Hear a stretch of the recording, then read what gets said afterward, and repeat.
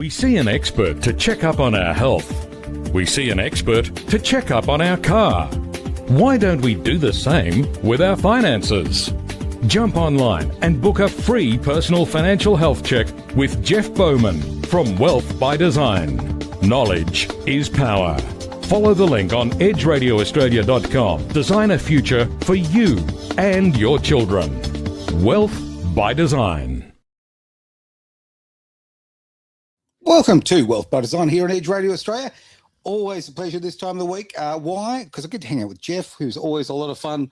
Geez, he knows a bit, but more importantly, he brings in some great guests. And right now, we may have. I'm going to be a bit naughty here. We've got our favourite guest. Well, mine anyway. Geez, I've laid it out on the line there, haven't I? I'm in trouble. Jeff, would you like to do the introductions, mate? Well done, Aaron. Well done. Playing it safe, mate. But not you. We always like a bit of glamour. We do. We like to bring the glamour in. Now, not to be too glib about it, though. Mm-hmm. No. Thank you, Aaron. And thank you, Mia Shulkin from Mia Casa Strategy. We love having Mia in because the property industry for our investors is a confusing world. And as you all know, we have plenty of investors that are pretty conservative, like to stick to the four main investment categories. You'll remember what they were. Oh, don't do this. We've got cash, we've got fixed interest, we've got property, we've got shares. Yeah, and in Australia, we're always in love with property. Property seems to be the one that everyone, as Australians, it's kind of our go-to, isn't it? It is. It's a big wealth builder. We like living in our houses and we like buying investment properties and units in property trusts. It beats living in a tent, mate. It really does. It does indeed, yeah. So here's a little test for you. Okay. Oh, dear. Of another test. All the investable assets in the world, about 550 trillion that investors can invest in. Sure.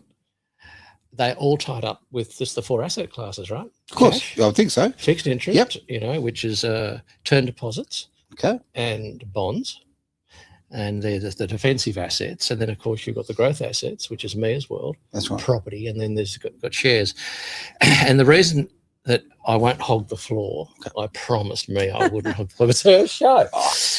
Is that there's a real issue with trying to find the right advice in the property space. Incredibly true. For a whole range of reasons. As you know, I had a financial planning company for 30 years and I couldn't give property advice. Well, we don't give financial advice here, obviously, it's a conversation. But no, but as a financial planner, they hardly ever give advice on direct property. Okay. Property unit trusts, yes, but not on property. So even the whole advice industry is skewed. Okay.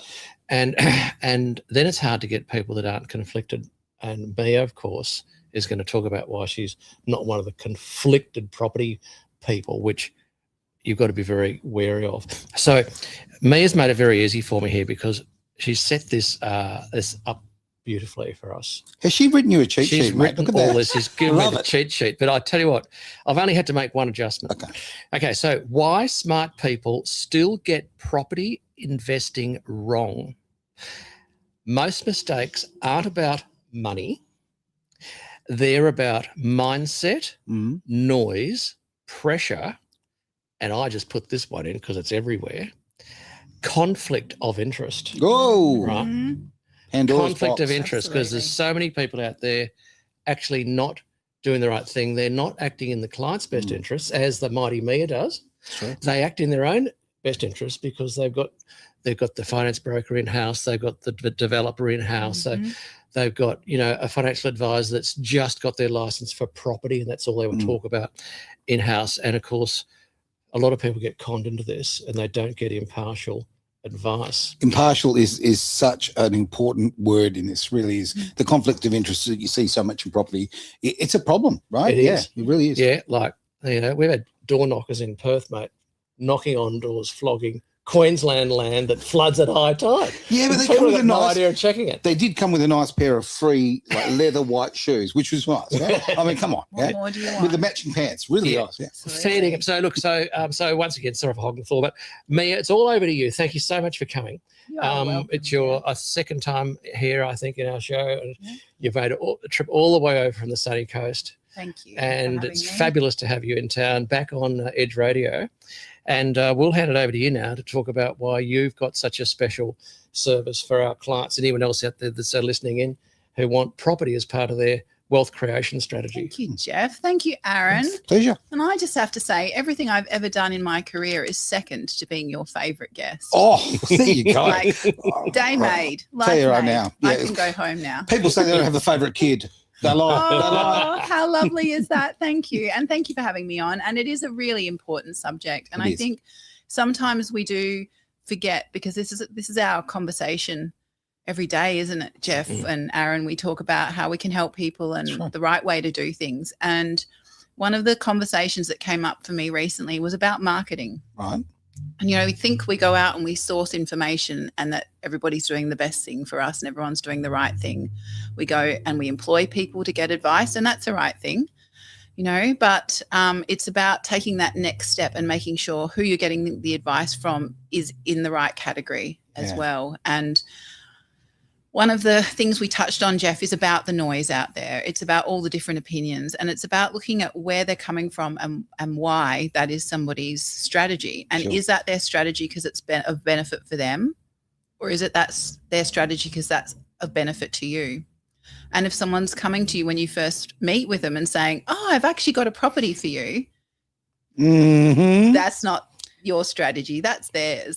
And they've got a list of things. And I have had clients come to me who've said, we've met, we've spoken, they've decided to work with me, and they're telling me that they've met with other people before. They haven't even paid a fee. They haven't asked them anything about their assets or liabilities, and they're telling them, we have a property, it's available now, you'll need to put a deposit down, and we've got other people interested in it. They haven't. Oh, hang on, they've just created urgency. Look at that. They've created urgency. FOMO, or for us, fear of missing out. We don't need a translator on that one. No, we can work with that. It's about, and look, a lot of convenience, a lot of people are time poor. How wonderful is it to go into a nice air-conditioned, good-looking office building, have one trip there in the afternoon, meet with 4 different people, and they can help you with all your property investing needs forever, right? The one-stop shop, right? Wrong. One-stop shop. Yes, absolutely. I did set you up for that one, though. Just a little bit. Sorry. It's okay. Now, people don't often know why that would be an issue, because it sounds great. Everybody's there. You're only having to go into one building. They can all talk to each other. The accountant can tell the financial planner about your situation. The financial planner can talk to the property sourcing expert. That's great. They all work for you, except that's where it starts to be a bit of a conflict of interest, which is wonderful that you wrote that 4th item down. It's so true, though. The convenience is a wonderful thing. We love convenience. Yes, and you're right. We're all very time poor. We're in the drive-through. Yeah, absolutely. How did I get my coffee this morning? Drive-through. I didn't have time to go into a building. Did a financial planner serve it to you, though? Well, she had a lot of detail with the conversation we had, so maybe. I don't know. I did get advice. But it all comes down to credibility to me, okay? And honestly, that's a big thing. And you and I talk about this all the time. This is why I love Wealth by Design. You put people together, you gather people, and you're not gathering them in the same building and all having a group financial interest to you. You're actually gathering people who have got ethics and will actually always put the client first. And that I think is fundamental difference. Absolutely. You need to really find out, as the client, the person who is speaking to you, first of all, deciding whether they want to work with you, not just convincing you to work with them. True. Because it's a two-way relationship. But are they asking you about your goals? Are they asking you about who it is that you need to take care of financially? As, the years go on? Are you going to be looking after more people or less? A lot of us think that because the kids grow up, we're not looking after anyone anymore, but some of us have got other family members. So are they asking you about what your scope is? How many years do you want to continue working full-time? There's a lot that needs to go into the groundwork before they even think about a property. Yeah, absolutely. And I think we've spoken about it a lot of times, but it's so true. If you can empower people by increasing their knowledge and just helping them with the basic education, which me is very good at, because we've already we refer clients to me and they report back that they're all very happy, which is part and parcel of the quality of advice that actually acts in the client's best interest. Because if a client understands what an offset account is and how it actually works, Mia and I aren't accountants, but you can easily explain why it's tax effective not to pay interest on your mortgage if you've got money in an offset account. Like, it's pretty simple. You can draw on the back of a serviette. And so, or, you know, the benefits of structuring your loans properly. Me is not a mortgage broker, but she's got a very good understanding of how loan structures work, but she'll engage a really good broker to do that specialty work. And so that's really the key, because it's simply a tool to help people get to financial independence at the end of the day. That's the reason most of your clients buy properties from you, is because it's part of their wealth creation strategy or their wealth accumulation strategy. Because at the end of the day, they want to be able to, generally, like most people, pay off their debts, educate, marry off the kids, and retire the heap of money in super and happy days, and never want to rely on the welfare. Have a good time. Have a good time. Yeah. So spend the inheritance. And you can get there. And a lot of people don't think they can. They go, oh God, well, Jeff, we've got $700,000 worth of mortgage to pay off. We might have $1 million in super. We still want to spend $300,000 on the caravan and the four-wheel drive, because that's what we're going to do, Jeff. We're going to go cruising around Australia with the other grey nomads, for 10 years. Yeah. And they say, well, gee, we've got $1 million problem, $1 million project. You probably think it's a problem, but it's really a project. That is, you've got to find $1 million in 10 years. How are you going to do that? And I go, well, it's probably one of the reasons we're here for help, because we're only going to work for 10 more years, and we've never saved $1 million in the last 10 years. So how are we going to do it? That's right. So you can pull lots of triggers with superannuation and tax planning, having the right accountant, having the right property advisors, et cetera, et cetera. So good on you for fitting in. Thank you. On the education piece, because so many people need it. Well, it's so important. And you touched on something really key there. Before anyone adds another property or a property to their portfolio, what are they doing in their current financial ecosystem? Is that all ready? Is that stable? It's not just buildings that need good foundations. Sorry for the pun. It is a bit, cliche. But it's a pun-friendly zone around here. It's a pun-friendly zone. Okay. Absolutely. So, we pour the foundations, we let them settle, then we build. People aren't doing that with their finances. They're going straight into, I've seen this fancy marketing, this advertising, this well-dressed, attractive person has told me that my life will be miserable if I don't, have everything sorted out. I'll sign on the dotted line. And, they're not doing their due diligence about where all of that information is coming from and where the connections are that those different groups have. And, there's that it's definitely conflict of interest, but I also like to call it a separation of interests. We live in a world right now with so much information. There's information everywhere you could possibly look, right? Yeah. Well, what's the quality of that information? Everyone's talking about AI at the moment. AI, we're using it for all these sorts of things, but it's also being used nefariously as well. Yeah. You see, stars, people with credibility who are on TV or on video doing all of these things, and you think to yourself, is that legit? Absolutely. Now, so many people don't do their due diligence. They just really don't. And if you're going to build a wealth from a decent foundation, you need to know that information you're getting is high quality. Yeah. You need to vet it. And in information sort of super highway that we live in these days, well, it's almost like a game of Frogger to cross that highway, It is. Gee, I'm showing my age again. I really am. But it's good. We're enjoying it. Thank you. I think it really comes down to, if you want to get to the other side of the road there safely, get the right advice and vet the advice you get. Yeah. Absolutely. Yeah. And look, there's many different prongs to that approach. And one of them is, you're so right, AI. Look, AI is a whole separate subject, but the marketing side of it is the issue. And I think what a lot of people in the industry do is they talk about how successful they are. And I actually had someone come to me recently and said, I won't work with anyone. And look, fair enough, everyone's entitled to their opinion, but they said, I won't work with anyone that doesn't have 10 properties in their portfolio or doesn't have this or doesn't have that. And I said, that's interesting. How about what they've done for their clients? Oh, interesting. Because I actually have a fabulous, fabulous friend on the East Coast who's an amazing financial planner. She's written a fantastic book. Sorry for the plug, but it's a wonderful book. The Money Reset by Gemma Mitchell. Okay. And that came after a separation within her life. Sure. And she doesn't have 10 investment properties because they've just done a division. Yep. But she gives them, and it's sensational advice. Look, the old life's what happens while you're busy making plans. Absolutely. That's John Lennon. It is John Lennon. Thank there you. You go. Jeez. I'm not He's getting away around with. here I'm not somewhere. getting away with anything today. Really am. He's around here. Was that Aaron Malloy? Yeah, Yes, I'll it take that, was. absolutely. Yeah, I said that in the mid '60s, That's right. when I didn't exist. But it is a great line. It really is, and Yeah. life does change. Certainly, I mean, I can vouch for this on a personal front. I've had great success in this and that, and I could live on that and dwell on that, and that could be my badge of honor. But guess what? Really bad things happen too, and I've had to restart again. Most of us have had to restart at least once or twice, and so I don't have a portfolio of 10 properties. It's the restarting process, and who you are and how you build is I know it's a very good clear indication of who you are. It's not. Yeah. I judge people very much by the way they get up again. I think that's what it comes down to, and a lot of investors will be in that. Totally. And also, what are those 10 properties? Are they making money?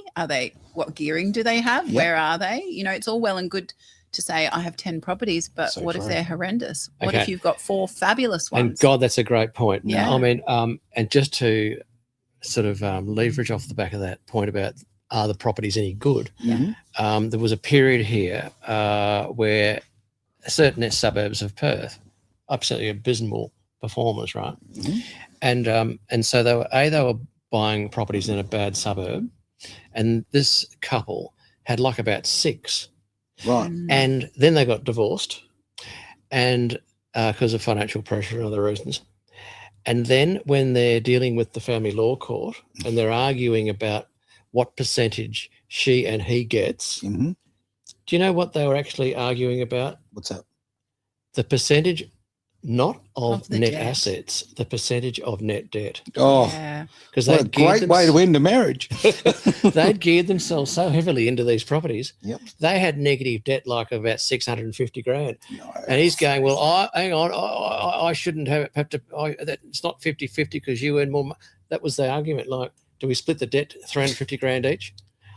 And that was the argument. And that's not a conversation you want to be having. No. And so that's why. It's so important, the work you do, because this point I made here about conflict of interest is absolutely right. It is everywhere. I had a couple in the other day, same story, 3 properties, combined income of not more than about 200, working people in Sydney. Yep. And I said, well, you've got 3 properties here. There's a lot of debt here. I said, are you finding a bit tight on the cash flow? It was a bit of a throwaway line. They went, oh, yes, Jeff, it actually is. And I said, but you're coming to see me about advice on how you can structure some insurances in your new self-managed super fund, which is fine because I work with people that do that, get the life insurance organised in super funds. So they're part of my team because you've got to have a certain license to do that. And they said, yeah, we're just going to get the license because we're going to buy a 4th property in the super fund. So what's happened here, they've been geared to the hilt by these in-house operators in Sydney, well-known bunch of charlatans. And now they've run out of borrowing capacity, this couple, and now they're being pushed into a super fund because they've just all their industry super funds are being rolled into a self-managed, which in itself is not a bad idea because industry super funds are on the nose, but these people were now going to gear the Christ out of this super fund, which probably may not have been a good investment because it was all an in-house job. Because I did a bit of research on it. I thought that stuff, was starting to be curbed down a bit by ASIC, but it's not. It's like it's everywhere. They've got 3 properties in their own names that aren't doing well, and the same people are choosing a property for them in the super. For me once, doesn't bode well, does it? It doesn't bode well, no, which is this conflict of interest crap. So it needs to be separation. I need to be able to say, actually, I don't think that what that professional expert that I've referred you to has done is 100%, and I think we can get a better option. So we're now going to this one. Now, you wouldn't get that separation if you're in the same office. Not if you and I work together. That's right. Yep. And the other thing too is we'd be told to play well together. That's right. I don't like others to play with my toys. No. But you've got this. It sort of winds back to what you originally said about the fact you ask a lot of questions. Now, if you're talking about that couple you've just spoken about, what was going to be the issue? If their cash flow is so poor that they're living on baked beans and polony, or Devon if you're in Sydney, right? That's not a good lifestyle for someone who's got 3 beautiful properties, right? if you ask the questions and you actually ask them about, well, not just the financial stuff, their goals and what they actually want to achieve, their situation and their living situation. This is really important. They may be in a better situation to have 2 high yielding properties and a bit of cash flow. Absolutely. Right? Yeah. The right properties. It sounds like the first question they should have been asked is, do you like 2-minute noodles? That's right. That's part of the investment toolbox. Do you buy your 2-minute noodles in bulk? Yes. Because black and gold brand. Oh, we've all been there. We have. Yeah, absolutely. Exactly. What about cash flow monitoring? Do you ever suggest that the property that they're buying should be part of an overall cash flow modelling exercise? Like they've got their kids at school, they've got debt to pay off on their private home. Now they're buying an investment property because that's part of their wealth accumulation. And they've got 15 years left in their working life. Do you work with anyone that helps cash flow model that whole exercise? Yeah, absolutely. So as much as I have a team, there is also separation. I have a lot of people that I can send my clients to for that expert independent advice. Mm-hmm. So one of the first steps before we even look at property is we're speaking with a financial planner. Okay. If they don't have a good accountant, we're finding them one. We're speaking with the investment loan broker, who is known as a mortgage broker, but there is a difference between the mortgage broker and the investment loan broker. The mortgage broker can just do mum and dad mortgages. Yep. An investment loan broker knows how to structure it for the benefit of the client. What we don't want to be seeing is lazy broking, where they just, they have a relationship with this lender, so this is where you're going. It's about what's best for the client. So we are, and the other thing that we're doing is we're looking at what interest rates are now and what they may or may not be, what will happen if their costs change as well, what happens if it's a partnership and one half either loses their job or their incomes change. So all of that is put together and had a look at. So even the concept of income protection insurance, things like that, you consider these things? Absolutely. See, when They've got to have a will, all of it. See, when I walk in and as an investor, I don't think about these things. I need somebody to bring them up. I need somebody who's got their sort of feet on the ground in that department. Yeah. Sorry, Jeff. Away you go. Well, neither should you really need to, because if you're going to a restaurant and you're ordering something delicious from a chef, you're not there going, have you added the cinnamon? That's a bloody good point. You're there going, this is a perfectly finished dish and I've paid good money for this and I'm going to enjoy every moment knowing that firstly, I'm not going to have an allergic reaction because they've observed my dietaries. And secondly, it's going to be delicious and nothing weird will be in or out of it. Right. And it's the same when you are looking at that. You need someone that says, right, before we even look, we need to look at what your current loans are, what's going on in, and also as simple as, is your relationship good? Yeah, and what I know hard question to ask. That we're going right out on a limb here. Yeah. But I don't want to be helping people get themselves into a situation where they're then having to divide up their portfolio. And that's something I'll actually say to them, you want to be looking at dividing your assets to be doing new projects together later down the line. You don't want to be going through a divorce. Sometimes that financial pressure of all of the investment, a lot of the time that will actually cause the end of the relationship, which nobody wants that. No, they don't. And the simple act of creating a self-managed superannuation fund is combining your supers. Okay. So that's like a marriage all over again. Although you do have segregated accounts. You do. Yes.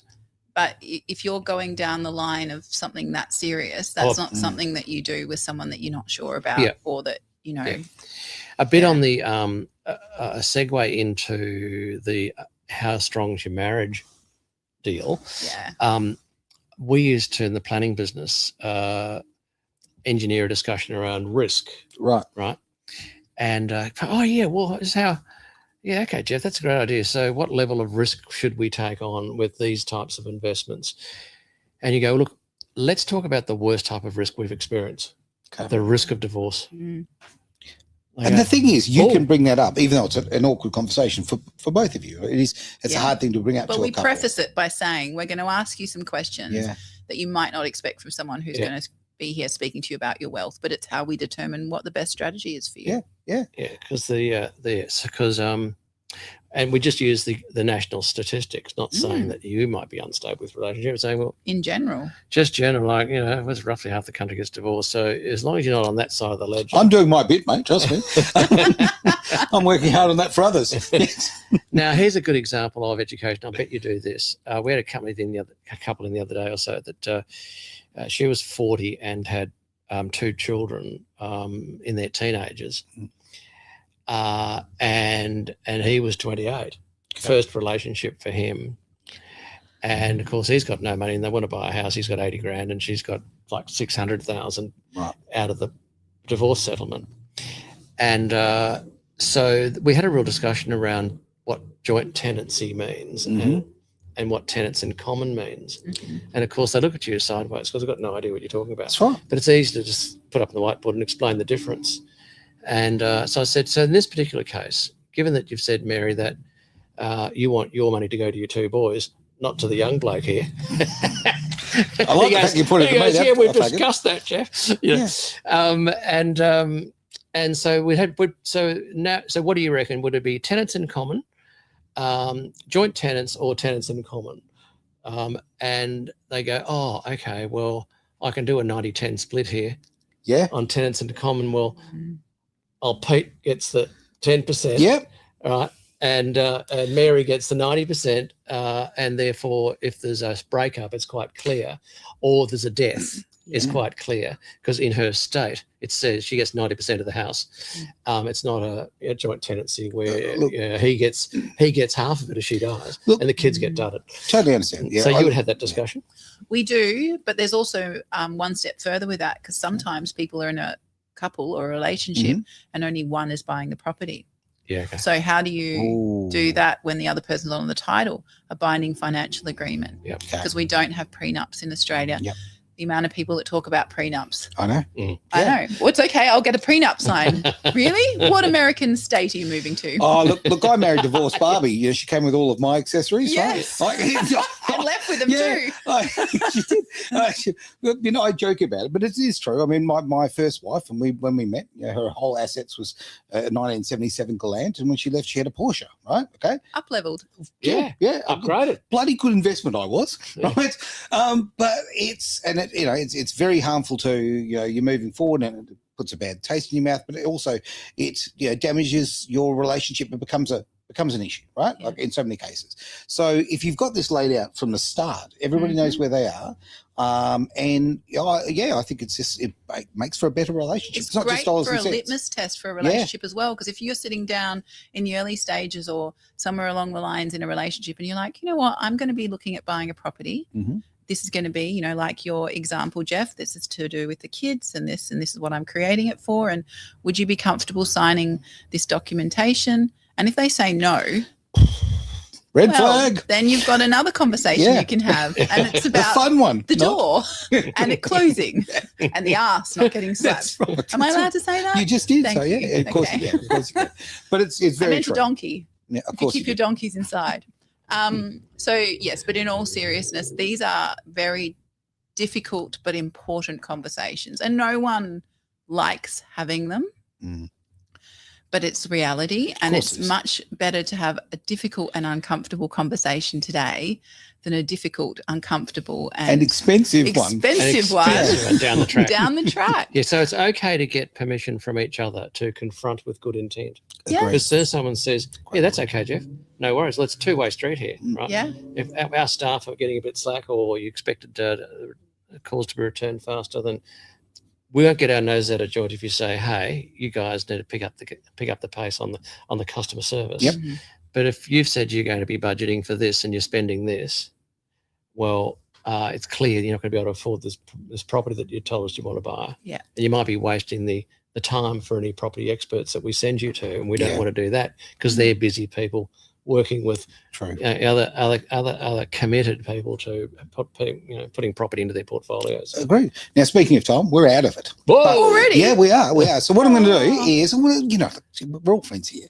How about let's have an opportunity. look, just Mia, just tell us, give me your elevator pitch here. Like, where can we find you? And we certainly know what you're about from having this conversation. Which you are a wonderful person. You're very ethical. I think that's the bottom line here. It really is that I think that's what sort of, I don't know, sets you above so many others in the game. So yeah, quick little elevator pitch, if I may. Thank you, Aaron. That's very kind of you. I never wanted to work on my own. I love being part of a team. Yep. But what I found was, in order to give my clients the service that they need and deserve, I needed to do things a bit of a different way. Sure. So I work Australia-wide with investors. Yeah. Please don't ask me to find your first home with the kidney-shaped pool with the feng shui. Nothing will make my eyes close quicker. But I work with investors Australia-wide. I work with established property. I work with new property, all types of different asset classes. Yeah. And I work with the client on their journey, not on some predetermined one that someone else has set out. So I've got clients that I've been working with for upwards of a decade now, which I'm very grateful for. Great. And if we were in an elevator, I'd probably be out of time. You would be. We're at the top floor by now. We are. Jeff, any last thoughts? Well, nothing other than to say thank you for being part of the show. Thank you for having me. It's a pleasure and an honour. Really, it's all about connecting people that are ethical, that mainly get all their work through referral, because that's really where the genuine work comes from. Great. And although you've made the effort to come over all the way from the sunny coast to visit us. Sunny coast. We, as you say, you work nationally, and we have plenty of Perth people here that are keen to. Absolutely. You can find me on my website, which is miacasastrategy.com.au. Yes. And on all the socials. Easy as that. Thank you very much for being part of Wealth by Design here on Edge Radio Australia. We see an expert to check up on our health. We see an expert to check up on our car. Why don't we do the same with our finances? Jump online and book a free personal financial health check with Jeff Bowman from Wealth by Design. Knowledge is power. Follow the link on edgeradioaustralia.com. Design a future for you and your children. Wealth by Design.